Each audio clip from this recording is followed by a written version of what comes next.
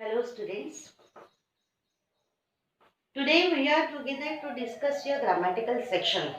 Your basic grammatical section, grammar. Because we have completed your two poems, first and second, up to Indian Weaver, and the poem of Waltz with Men. But for the change, or you can say for the completion of your course book properly, grammatical topics are very necessary to discuss here. Because grammar, rules of language, ज्याला की आपण बेटा rules of language म्हणतो. And grammar is not only necessary to getting good marks in grammar section, but if you understand grammar, if you know grammars, if you know the rules of language, you can write your full paper correctly, you can speak correctly. Okay, paper तुमचा पूर्ण correct असेल if you know grammar. You can't commit mistakes anywhere. कुठेच तुमच्या mistakes होणार नाही.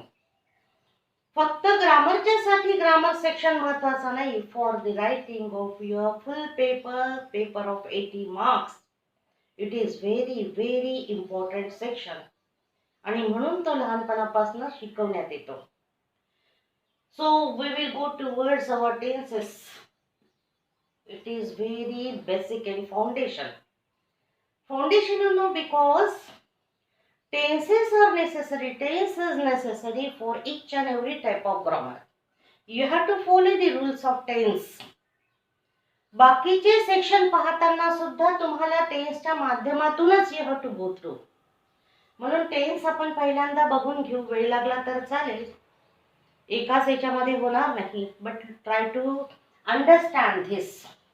And try to understand my method of teaching or your method to adjust me. Adjust करण्यासाठी, याच्यासाठी मी असं म्हटलं कारण की there are three tenses. तीन टेन्सेस आहेत ज्याला आपण प्रेझेंट म्हणतो, past and future. Okay, and it is classified into four parts. That is simple, after that continuous, perfect and perfect continuous. You know this. You know the classification. Okay. आता काही teacher शिकवताना present, past आणि future घेतात आणि त्याचे चार चार भाग ते करतील. किती झाले? 12. आपण असंही करू शकतो. and I think this is very easy to explain me and easy to understand the student. I think, I don't know why, but जर तुम्ही सिंपल घेऊन टाकला आणि प्रत्येकाचे सिंपल घेतला आणि प्रत्येकाचे 3 केले, त्याच्यानंतर तुम्ही कंटिन्युअसचे पुन्हा प्रेझेंट, पास्ट आणि फ्युचर, परफेक्ट घेतला, present, past, future, same you will get 12. But this is my way of explanation. That पहिल्यांदा आपण सिंपल घेऊन टाकू, कळेल ना. पहिल्यांदा सिंपल घेऊ, त्याच्यानंतर कंटिन्युअसला वी विल डिस्कस. एक आपण डिस्कस करत जाऊ. म्हणजे मेन मध्ये आपण simple, continuous, perfect and perfect continuous अशा प्रकारचं क्लासिफिकेशन घेऊ. कारण की आपण एकदा सिंपल जर घेतला तर you will get here all 3 sentences, all 3 tenses in its simplest structure. Simple म्हटलं तर त्याचं स्ट्रक्चर हे अतिशय सिंपल असतं, त्याचा वर्क त्याच्या सिंपल फॉर्म मध्ये असतं. तर या पद्धतीने आपण बघत जाऊ. पुन्हा एक महत्त्वाची गोष्ट की at a time you should understand 2 parts of the tense. 2 parts of the tense means active voice and its passive voice also. Okay, active voice and passive voice. या प्रकारामध्ये this is difficult, somewhat difficult I think, somewhat difficult thing to understand you, but at a time तुम्ही cover करू शकता दोन्ही most important chapters of your grammar. ग्रामरचे दोन्ही chapters इथे cover होतात. तुमचा व्हॉइस क्लिअर होतो आणि तुमचा टेन्स पण क्लिअर होतो. कारण प्रत्येक टेन्स, कोणत्याही टेन्सचं वाक्य जसं ऍक्टिव्ह मध्ये इट इज अवेलेबल आहे, it is available in passive voice. Okay, म्हणून एकच पार्ट पाहणं त्याचा कधीच बरोबर होणार नाही. मला असं वाटतं at a time try to understand in both voice. दोन्ही व्हॉइस मध्ये त्याला समजण्याचा प्रयत्न करा. मी आधीच सांगितलं की it is difficult but not hard. त्याला काय थोडासा वेळ जास्तीचा लागेल पण काही फरक पडत नाही. You are learning in 12th class. 12वी मध्ये तुम्ही शिकत आहात तर तुम्ही तेवढे मॅच्युअर्ड आहात. बेसिक फाउंडेशन ग्रामर तुमचा up to 11th class complete झालेला आहे.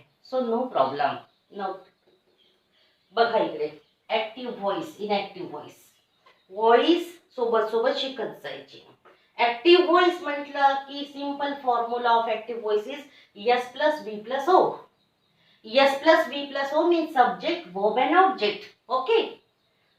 This is the काय झाला form of active voice.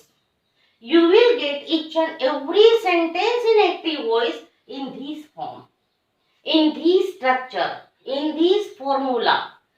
कळलं? म्हणजे सब्जेक्ट तुमचा पहिल्यांदा राहील, त्याच्यानंतर वर्ब राहील आणि त्याच्यानंतर काय राहील ऑब्जेक्ट. अदर वर्डची जागा नक्की नसते. Don't give importance to other word. Other वर्डला महत्व देऊ नका. जिथे ते मॅच होतात तिथे तिथे त्याला टाकत जायचे. तर हा जर फॉर्म तुम्हाला आहे तर तो आहे ऍक्टिव्ह व्हॉइस. जास्तीत जास्त सेंटेन्सेस तुम्ही जेव्हा आपण पुस्तक वाचतो बेटा, कोर्स बुक वाचतो, तेव्हा आपल्याला माहिती आहे की जास्तीत जास्त सेंटेन्सेस मोर दॅन 80% और 90% काय we are getting in active voice. कारण हाच कॉमन आहे. कधी कधी पॅसिव्ह व्हॉइसचे सेंटेन्सेस असतात तिथे, जेव्हा की when subject is not very important. आता त्याचं तुम्हाला काही करायचं नाही, पण पॅसिव्ह व्हॉइसचे सेंटेन्सेस कमीच वापरण्यात येतात.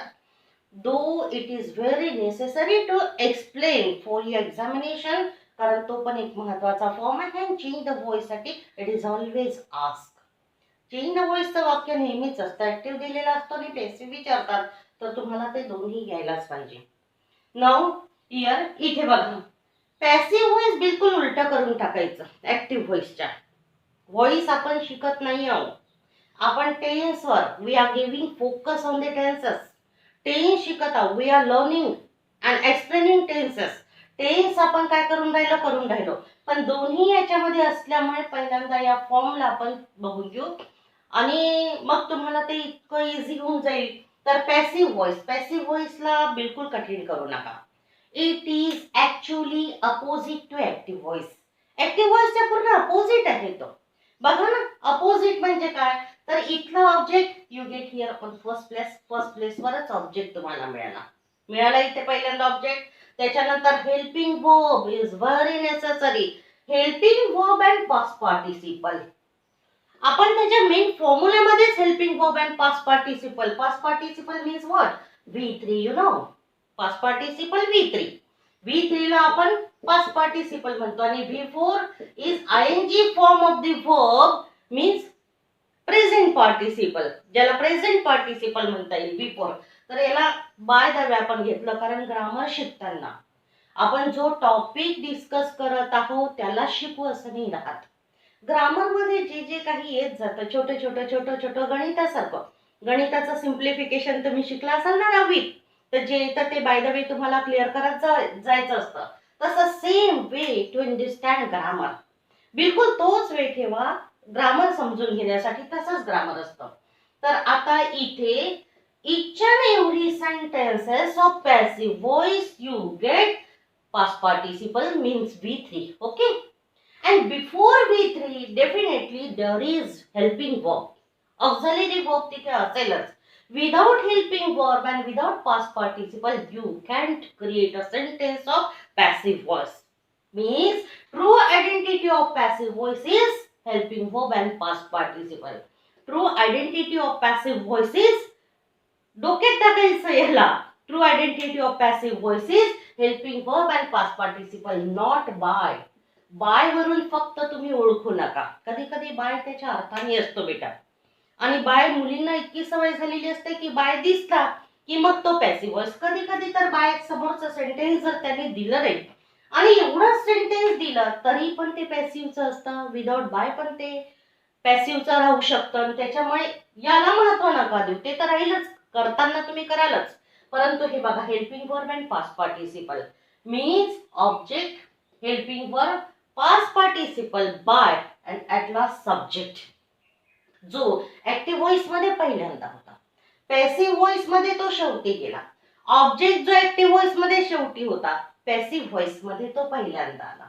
आता एखादी गोष्ट केल्यानंतर, उलटी केल्यानंतर मधला पोर्शन तर मध्येच राहणार ना, तो कुठे नाही जात. तर म्हणून व्हर्ब हा प्रत्येक ठिकाणी कुठे आहे, मिडल पार्ट मध्ये आहे, तो दोघांच्या मध्ये. Because verb is most important thing of each and every topic of grammar and sentence. Without verb you cannot create a sentence. जर तुम्ही शब्द बोलत जाल आणि शब्दांची कितीही सब्जेक्ट आणि ऑब्जेक्टची अदर वर्डची बरोबर असेल and verb is not there, that is not sentence. त्याला सेंटेन्स नाही म्हणत. वर्ब असला आणि एखादा छोटा त्याच्यासोबत गो देअर म्हटलं तरी, सिट हिअर म्हटलं तरी दॅट इज सेंटेन्स. तर वर्ब हा खूप महत्वाचा आहे. Try to understand all forms of the verb. वर्बला सगळं समजून घ्यायला एखाद्या याच्यामध्ये ना वर्ब एक्सप्लेन करून देईल मी तुम्हाला, कारण त्याचे खूप नखरे आहेत. जसा तो महत्वाचा आहे, हिरो आहे तो, तर हिरोचे नखरे तर राहणारच ना. म्हणजे helping verb is divided into two parts, helping verb, main verb. Main verb हजारो प्रकारचे, कारण main verb is related to your, main verb is doing word, जे आपण करतो त्याला आपण मेन वर्ब म्हणतो.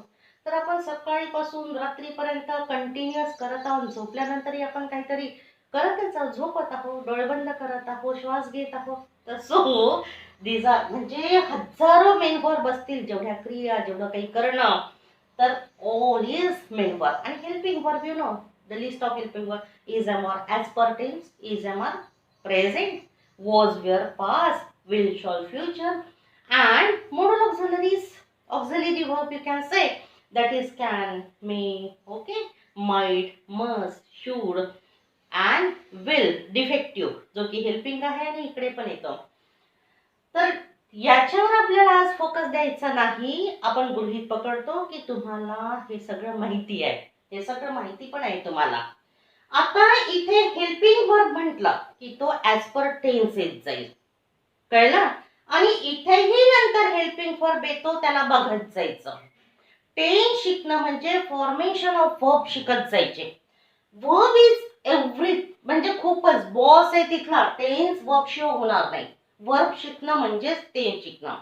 तर इथे try to focus on the verb. वर्बला चेंज करून कशा कशा वेगवेगळे टेन्सेस होत जातात. नाव इकडे या, टुवर्ड्स युअर टेन्सेस. फर्स्ट पहिला आपण घेऊ सिंपल, या पद्धतीने आपण घेऊ. आता एक लक्षात ठेवायचं की सिंपल म्हटलं ना आपण, तर इथे प्रत्येक गोष्ट means verb is in its simplest form. Okay, verb is in its simplest form means there is no helping verb. आहे इकडे विल अँड शॉल, कारण फ्युचर होत नाही. पण एवढं समजा या दोन मध्ये means in simple present and in simple past there is no helping verb. Look here, only be one. Simple present, आता सिंपलचे आपण तीन केले, प्रेझेंट, पास्ट अँड फ्युचर. सिंपलचे किती? तीन. काय झालं? प्रेझेंट म्हणजे simple present, simple past and simple future. आता इथे बघा फॉर्म्युला, हा फॉर्म्युला बघत जा. S V1O.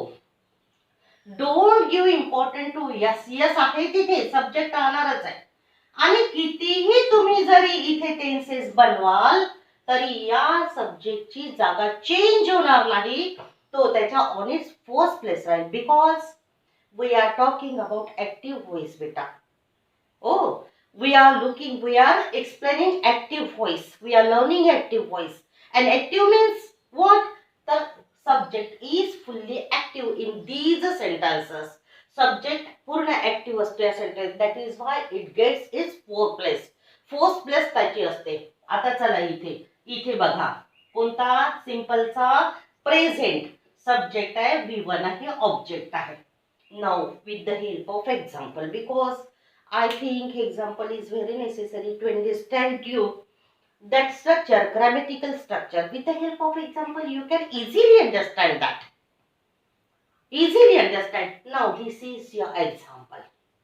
It is taken from first astrologers day, first lesson. आणि ॲस्ट्रॉलॉजर्स डे हा तुमचा लेसन झाला असेल, त्यामधला the astrologer transact his business. Simple sentence आहे बघा, सोपं sentence. The astrologer transact his business. Okay, now look towards sentence. This is simple present.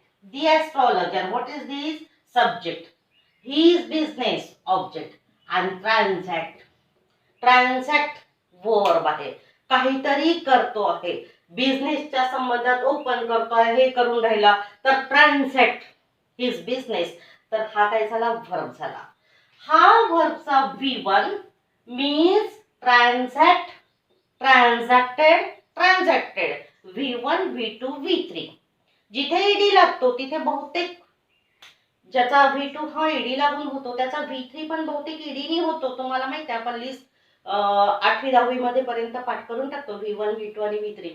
पुष्कळशा guides मध्ये, पुष्कळशा रिलायबल्स मध्ये ही लिस्ट बॅकपेजला दिलेली असते, आणि दिलेली नसेल तर प्रोव्हाइड करतात त्याला आपले टीचर आणि सांगतात आपल्याला पाठ करा, पाठ करा, पाठ करा, पाठ करा, आणि आपण भोगत असतो त्याला. तर हे काही महत्त्वाचे वर्ब्स असतात असं. That this is not very difficult to keep in your mind. Already आपल्याला कळायला लागतं, माहिती नाही, ते पाठ केलेलंच असतं आपण. तर now look here, the astrologer transact. Transact V1 झाला, ओरिजिनल फॉर्म झाला, प्रेझेंट फॉर्म ऑफ वर्ब झाला, काहीच नाही आहे, सब्जेक्ट आहे, वर्ब आहे आणि ऑब्जेक्ट आहे. सो धिस इज सिंपल कोणता? Present. Why present? Because its verb is in its present form. हा प्रेझेंट मध्ये आहे, सगळं सेंटेन्स आलं प्रेझेंट मध्ये. हा पास्ट मध्ये आला तर सेंटेन्स इज इन पास्ट. हा फ्युचर मध्ये आहे, सेंटेन्स इज इन फ्युचर. सगळं काही डिसाइड मीन्स तो एकटा हिरो सगळं डिसाइड करून टाकतो की सेंटेन्स कसा आहे. सिच्युएशन डिसाइड करतो तो, कळलं? डुईंग वर्ड आहे, सिच्युएशन प्रोव्हाइड करतो किंवा पोझिशन देत जातो वर्ब दुसऱ्याला. तर that is Y transact V1 झाला. हे कळलं असेल एवढं? म्हणजे इथे आपण काय घेतलं? Only V1. अंडरस्टँड? कळलं असेल ना बेटा? आता इकडे चला, पास्ट. बाकीचं लक्षात घेऊ नका, बाकीचे टेन्सेस पहिल्यांदा आपण बघितलं, सब्जेक्ट वगैरे. पास्ट मध्ये ॲस्ट्रॉलॉजर जसाच्या तसंच, not need to change. Change करायचंच नाही त्याला, हातच नाही लावायचा. The astrologer subject as it is, as it was given, जसा दिला आहे तसाच ठेवला. His business, that is object. Not necessary to change again, त्याला पण चेंज करायचं नाही, जसा आहे त्याला ठेवलं ना.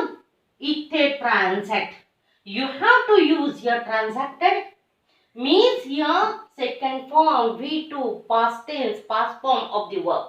बस याचा ट्रान्झॅक्टेड केला तर definitely it is converted into past, simple past. आता दोन्ही बघा, बिकॉज दिस इज V2, एकटा V2 आहे, इथे काहीच नाही, no ING, no helping verb, no past participle. Okay, V1 and V2 म्हणजे V1 प्रेझेंट आहे तर V1 आहे, इथे काय आहे? V2 आहे, पास्ट टेन्स आहे, सब्जेक्ट हे याच्या जागेवरच आहे, याच्याकडे आपण लक्ष देणार नाही. बघा, this is simple structure of sentences. बिलकुल साधं स्ट्रक्चर असतं.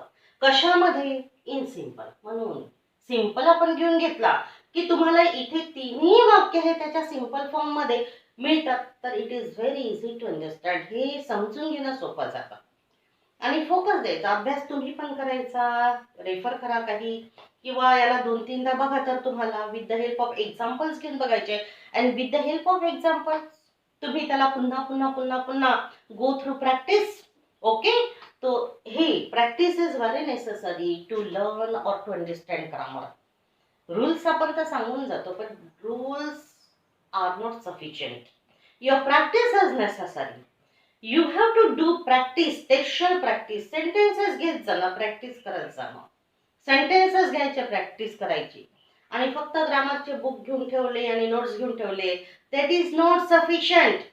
It is very necessary to understand the grammar. Grammar समजावं लागतं, स्वतःला समजून घ्यावं लागतं, आणि त्याच्यानंतर ते आपल्याला त्याची प्रॅक्टिस घेत गेलो आपण की पूर्ण इट्स डिपेंड्स ऑन यू. तुमच्यावर पूर्ण डिपेंड आहे, तुम्ही किती त्याच्यावर मेहनत करता वगैरे, आणि ते मग येत जातं. बिलकुल करेक्ट ग्रामर पाहिजे if you want to get good marks in English. म्हणजे ग्रामरचे मार्क्स जर तुम्हाला मिळून घेतले आणि तुम्ही त्याला सिक्युअर करून टाकलं ग्रामरच्या मार्क्सला, तर तुमचा बाकीचाही पेपर पटकन तुमचे मार्क्स समोर चालले जातात. 10 मार्काने 8-9 मार्कांनी तुम्ही समोर जाता. आणि त्याच्यानंतर ग्रामर जर माहिती असेल तर बाकीचा पेपर तुमचा चांगला होत जातो बेटा. तर this is very effective portion of the paper and very necessary to understand to learn language also. Okay, now last means simple future. Listen carefully. Simple simple आपण बघून राहिलो आणि सिम्पलेस्ट वेज आपण यूज करून राहिलो. तर सिंपल बघा. Future. Future means without will और without shall. You cannot show future. फ्युचरला विल किंवा शॉल किंवा मॉडल ऑक्झिलरी काही, पण इथे तुम्ही ट्राय टू म्हणजे focus on will or shall. Will मध्ये आणि त्यातही आजकाल विलच जास्त वापरतात, शॉल यूज त्याचा कमी झालेला आहे. But will or shall, will शिवाय किंवा शॉल शिवाय फ्युचर होणार नाही. म्हणून मग इथे सिंपल फ्युचर मध्ये विल वापरला जातो किंवा शॉल आणि त्याच्यानंतर मग V1 कोणताही लागला की त्याच्यानंतर काय येईल, V1च येईल. विल ट्रान्झॅक्टेड होणार not, that is not possible. Will transact. To नंतर V1, V1 ला ing. जे काही सगळं काही होत जातं ते बहुतेक V1चं होतं, एवढं लक्षात ठेवायचं. तर आता इथे बघा, the astrologer will transact his business. काय चेंज झालं ग? काही चेंज झाला का रे? बिलकुल नाही. म्हणजे object on its place, subject तो त्याच्या जागेवर. Only you are changing verb of the sentence. Verb तुम्ही सेंटेन्सचा चेंज करून राहिले and you are getting answer. You are getting what you want. Various tenses means present and past and future. Okay, हे कळलं असेल. V1 present, only V2 past and will or shall plus V1, that is simple future. It is very simple. आता इथे कसं होईल? The astrologer transacted his business. The astrologer will transact his business. Okay, चला आता इकडे या, म्हणजे side by side इकडे बघून घेतलं ऍक्टिव्ह व्हॉइस की तेव्हाच तिने आपण पॅसिव्हला बघू. आता इथे be careful in passive voice. Passive voice मध्ये थोडंसं तुम्हाला केअरफुल राहावं लागेल, because you have to follow this form, you have to follow this structure. कोणतं? Accurate opposite of active voice. Opposite structure of active voice. Active व्हॉइसच्या opposite structure तुम्हाला इथे follow करायचं आहे. आणि व्हॉइस साठी सुद्धा तुम्ही ते लक्षात ठेवत चला बेटा. आता इथे बघा, ऑब्जेक्ट दिसतोच आहे, आपण लिहिलं म्हणून ठीक आहे की वरती मी लिहूनच ठेवलं. But in examination it will not be giving. तर मग तुम्हाला ते आलं पाहिजे किंवा येतं म्हणा, असं काही कठीण नाही. आता इथे बघा, his business object, this is verb, and the astrologer is subject. Try to mold this sentence. इथे बघा कसा काय आलायचा, तर simple. This is also the simple. Sentence कशाचे आहे? सिंपलचे आहे. पॅसिव्ह व्हॉइसची, ओनली पॅसिव्ह व्हॉइस आपण बघून राहिलो. तर ऑब्जेक्ट टाका हिज बिझनेस, टाकला आपण हिज बिझनेस. त्यानंतर इथे खूप केअरफुल राहा. कशाच्या? तर इथे हेल्पिंग वर्ब आणि पास्ट पार्टिसिपल. हेल्पिंग वर्बला try to understand helping verb here. It is very necessary. Helping वर्बची इथे गरज पडते. कंटिन्युअस तुम्हाला पूर्ण हेल्पिंग वर्बचे फॉर्मेशन आलेच पाहिजे. स्पेशली प्रेझेंट आणि पास्ट आणि फ्युचरचे तरी आले पाहिजे. आता for example present helping verb is, am, are, एवढंच लक्षात ठेवा. Past was and were. Future will, shall. Okay, this is sufficient to for these tenses. Okay, एवढे sufficient आहे. आता इथे object his business, use helping verb as for tense. Which tense?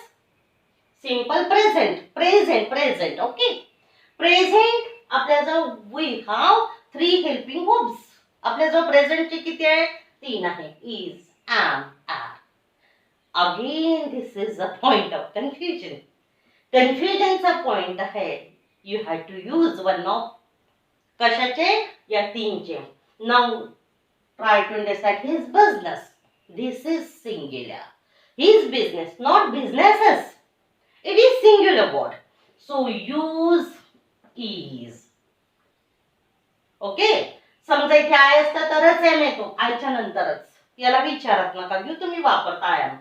आता इथे his business is use helping verb is, because is present, is singular, means you decide its tense and you have to decide its singularity and plurality with the help of this previous word. Singularity आणि प्लुरॅलिटी ही नेहमी English मध्ये त्याच्या आधीच्या शब्दांनी decide होते, काही कठीण नाही आहे. This is not difficult. इथे बर प्लुरल आहे, यूज प्लुरल. इथे सिंग्युलर आहे, use singular. This is very easy, not difficult. आता इथे बघा, his business is past participle V3, you know. Transacted is V3 also. Okay, transacted हा V3 पण होता, ट्रान्झॅक्टेड इज ट्रान्झॅक्टेड. आता इथे तुम्ही जे सगळे करत चलाल, म्हणजे जेवढे कोणते, सगळीकडे ट्रान्झॅक्टेड हा आहेच. मीन्स पास्ट पार्टिसिपल तर सारखाच राहील ना, तो सगळीकडेच राहील. बाय सगळीकडे राहील. सब्जेक्ट सब्जेक्टच्या फॉर्म मध्ये सगळीकडे राहील. आणि ऑब्जेक्ट ऑन फर्स्ट प्लेस सगळीचकडे राहील. बघा, सिंपल वे समजू, साध्या पद्धतीने समजा. Don't go towards complication. Complication कडे जाण्याची संबंध नाही. आपण स्वतःनं प्रत्येक गोष्टीला सिंपल करू शकतो आणि अभ्यासाची पद्धती मला वाटतं सिंपल असावी. हा ठीक आहे, समजवताना पुष्कळ सारा आपण समजतोय, काय की तुम्हाला ते कठीण वाटायला लागतं. पण हे बाकीचं म्हणजे याला सोडूनच द्या ना. याला एवढं तुम्ही डोक्यात टाका बेटा, हे तर त्याच्या जागेवरच वापरायचं आहे. करायचंच काय मला, only I have to change only helping verb. बघा ना, म्हणजे though it seems difficult, it is lengthy, but easy to use. Easy आहे वापरायला.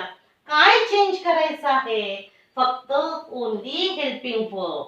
If you understand helping verb properly, you can change given sentence in its all structures, in its all कशामध्ये, the tenses. Okay, तर हे right म्हणजे आता इथे this is present. Here you have to decide its present form with the help of helping verb. When helping verb is present, you must decide its tense with the help of helping verb. Try to understand. And when helping verb is absent, if there is no helping verb, decide its tense with the help of main form. Okay, V1 V2 बघा, V1 वरून आपण त्याला present, this is present, and V2 means past. But here is and are means present, was were means past, and will shall means future. डोक्यात एक टाकायचं. Keep in your mind. Don't forget it. When helping verb is present, you have to decide its tense with the help of helping verb. Okay? Because it is helping verb. काय करून राहिलं, तो help करून राहिलं. To show tenses for the formation of voice, to show याची पुष्कळ आहे. To show negativity for the framing of question. Helping verb खूप हेल्प करतो. दॅट इज वाय त्याचं नावच हेल्पिंग वर्ब आहे. ऑक्झिलरी वर्ब ज्याला आपण म्हणतो. आता तिथे बघा, इज, तर हे असं झालं, म्हणजे हा कोणता आला, प्रेझेंट आला. Now change into past. Only change this is into was, you'll get past. What is difficult here? No, not. Is, was. जर तिथे काय असता, इजच्या ऐवजी R, you have to convert that into verb. Because was is singular form of past. Helping verb चा जो past आहे त्याचा was हा singular झाला. And where is plural. Okay? You know this. You know. तुम्हाला माहिती आहे, घाबरू नका, तुम्हाला सगळं माहिती आहे. हेल्पिंग वर्ब माहिती आहे तुम्हाला. What is foundation of the grammar? Listen. Verbs are foundation of grammar. And tenses basic आहे सगळीकडे ते लागतात. टेन्स प्रत्येक कोणतंही आता याच्यानंतरचे जे टॉपिक्स जे तुम्ही रेफर करा प्रत्येक ठिकाणी तुम्हाला you have to follow the rules. I don't know why but you have to follow the rules of tense. Tense तुम्हाला विसरून ज्या टेन्स मध्ये दिलं असेल त्या टेन्स मध्ये ते ग्रामर करावं लागतं. That is why tense is very necessary. म्हणून त्याला पहिल्यांदा आपण उलटवून टाकू. तर इथे काय झालं, फक्त आपण जसंच्या तसं हे सगळं वाक्य जसंच्या तसं by as it is given, subject as it is given means his business is transacted. इथे काय झालं होतं बेटा, by the astrologer, by the astrologer असं होतं. आता बाय ॲस्ट्रॉलॉजर हे प्रत्येक ठिकाणी राहीलच. बाय नंतर इथे काय लावतो आपण, subject. If it is given subject तर you have to use by आणि आफ्टर मग त्याच्या काय द्यायचं, ॲस्ट्रॉलॉजर म्हणजे सब्जेक्ट जो कोणता दिलेला असेल. आपण इथे फॉर युअर तुमच्या टेक्स्च्युअल घेतलं ना त्याच्यामुळे इथे ॲस्ट्रॉलॉजर हा सब्जेक्ट आला. तर इथे तुमचं वाक्य झालं.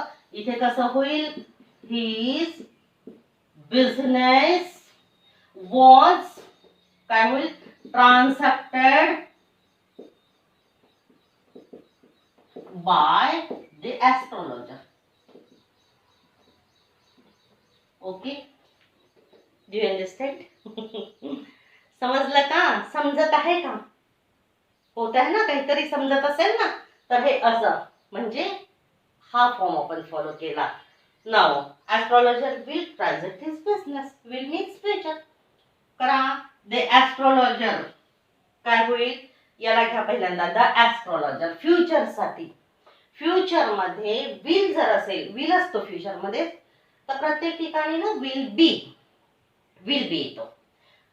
फ्युचर मध्ये कशात, पॅसिव्ह मध्ये विल बी येतो. आणि तसेच in the same way if modal auxiliaries are there, समजा मॉडल ऑक्झिलरी असेल गिव्हन सेंटेन्स मध्ये ऍक्टिव्हच्या, तर at the time of using modal auxiliary in passive voice can be, could be, must be, should be, बी लावावा लागतो. बी येतो future सारखा. तर इथे फक्त एवढं लक्षात घ्या, इथे जसं विल आला you have to use here will be. Okay, कसं, his business will be transact by astrologer. Will be transacted का, transacted by. His business will be transacted by astrologer though there is well. म्हणूनच तिथे by आला, transacted. Because don't forget you need past participle in each and every tense. In each and every sentence in passive voice, transacted in all sentences. Transacted must be there. Why? Because in its कशामध्ये, formulas मध्ये तिथे पीपी आहे past participle. त्याच्याशिवाय without past participle you cannot create a sentence, you cannot frame a sentence of passive voice. Passive voice चा sentences बनत नाही. Helping verb आणि past participle, helping verb past participle, helping verb past participle लक्षात ठेवायचं. काय, identity of passive voice, this is identity of passive voice. Keep in your mind, repeat करायचं with the help of various examples. Take examples through your books मधले example घ्या and try to convert it into, और you will get various examples. भरमार आहे various examples in any गुगलवर सुद्धा मिळतील तुम्हाला. पण डोंट गो देअर, तिथे जाण्याची गरजच नाही. टेक्स्टबुक बेस्ट आहे तुमचा, त्याच्यामधून काढण्याचं शिका. कारण की टेक्स्च्युअल मग ग्रामर तुमचं हे होऊन जाईल, त्यांनी पक्क होईल. तर अंडरस्टँड, हे समजलं. इथे काय होईल, the business will be transacted by the astrologer. Will be transacted, will be transacted, V3. Okay, helping verb and V3. Astrologer by astrologer on its place after by, because astrologer is subject, you have to give that subject after by and its first place is of object. Okay, because this is, you are going through passive voice. You are going through passive voice. Okay, कळलं असेल तुम्हाला. तर हे आपलं काय झालं, simple, active voice and passive voice simple. यानंतर मग आपण कंटिन्युअस घेणार आहोत. कंटिन्युअस ऑफ कशाचा, continuous perfect and perfect continuous. तर कंटिन्युअस बघा ना, कंटिन्युअस म्हटलं की I N G helping verb हे थोडंसं पुन्हा कॉम्प्लिकेटेड होत जातं थोडं थोडं. कारण आतापर्यंत हेल्पिंग वर्क म्हटलं आपण की इथे इथे इथपासून हेल्पिंग वर्क स्टार्ट होत जातो from continuous in active voice also. And इथे इच अँड एव्हरी तिथे आहे, इथे पण मग कंटिन्युअस मध्ये is am are V1 ING, तो was were V1 ING, will be shall be V1 ING in continuous. Because you have to show continuity with the help of verb. Then ask your mind की जर मी इथे V1 वापरत नाही आहे, V1 ING means continuous साठी ING वापरून राहिली, तर मग व्हेरियस टेन्सेस मी कशाच्या माध्यमाने हाऊ टू शो. तर त्याच्यासाठी मग form continuous you should use, you must have to use here क्या हेल्पिंग वर्ब. इथे पण तुम्हाला हेल्पिंग वर्ब वापरत जावा लागतो आणि तसं तसं मग आपण बघत जाऊ एक एक. So it is, I think it is sufficient because आपण याच्या समोर गेलं तर it becomes somewhat difficult for you. So we will stop here. लक्षात घ्या, इथे आपण थांबू. होमवर्क घ्या म्हणजे करायचं की पुष्कळ सारे काय, first of all try to learn its structures, you can say form और formulas, and don't learn all these SVO, SVO, SVO. No, this is not a proper way. Only look towards verb V1, V2 and will shall V1. म्हणजे बघा, एकच गोष्ट साध्या पद्धतीने खूप सोपी होत जाते. तुम्ही त्याला जेवढी कठीण कराल कठीणही होत जाते. कठीणकडे कशाला जायचं, तोच अभ्यास अगदी साध्या सिंपल पेनी येईल. तुम्ही काय करू शकता, यू शुड कम्प्लीट इट. तर V1 means simple present, V2 only V2 simple past, and will shall V1 that is simple future. Understand? Here helping verb past participle. With the help of helping verb we completed all the tenses. Is am are V3 simple present, was were V3 simple past, and will be shall be in V3 simple future. This is so simple. Is it difficult? Do you feel it? जर तुम्हाला वाटलं का कठीण आहे, काहीच कठीण नाही. तर थोडं थोडं थोडं थोडं रोज मी म्हणजे मी आय विल सेंड यू आणि तुम्ही त्याला कम्प्लीट करा. तोपर्यंत घरी राहायचं आहे. ग्रामर सुद्धा करत जायचं साईड बाय साईड करत जायचं ग्रामर आणि घरी राहायचं. तर त्या we are going through somewhat you know a difficult situation. Difficult situation मध्ये आपण चाललो आहे सगळेच जण, पृथ्वी पूर्ण तर आपला काय. अँड आय थिंक तुम्हाला माहिती आहे, सगळेच जण म्हणतात की home is most secure and beautiful place of the world. सगळ्यात सुंदर जागा आपलं घर आहे स्वतःचं. And it is because it is shell. It provides protection. It is shell. So live in shell, live well. Okay, thank you.